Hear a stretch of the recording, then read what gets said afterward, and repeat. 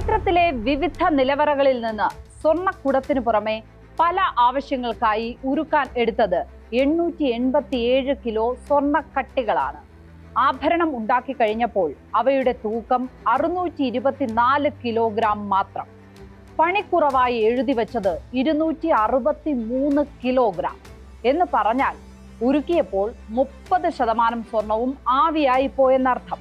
ഉരുക്കാൻ എടുത്തവരുടെയും ഉരുക്കിയവരുടെയും മടിക്കുത്ത് അന്ന് പരിശോധിച്ചിരുന്നെങ്കിൽ കുറഞ്ഞത് 200 കിലോ സ്വർണമെങ്കിലും കണ്ടെത്താൻ കഴിയുമായിരുന്നു.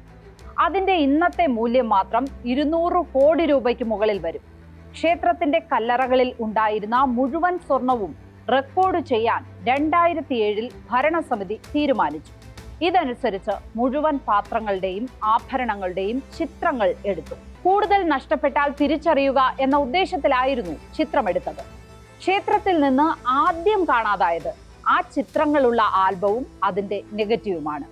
അന്ന് വരെ ഉണ്ടായിരുന്ന സ്വർണത്തെക്കുറിച്ചോ അതിനുശേഷം ഉണ്ടാകേണ്ട സ്വർണത്തെക്കുറിച്ചോ ഇപ്പോൾ ഒരു ധാരണയും ആർക്കുമില്ല.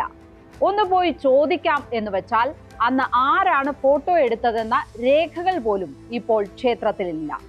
ഒരിക്കലും തുറക്കരുത് എന്ന് എഴുതി വച്ചിരിക്കുന്ന ബി നിലവറ 1990-നും 2002-നും ഇടയിൽ 7 തവണയാണ് തുറന്നത്.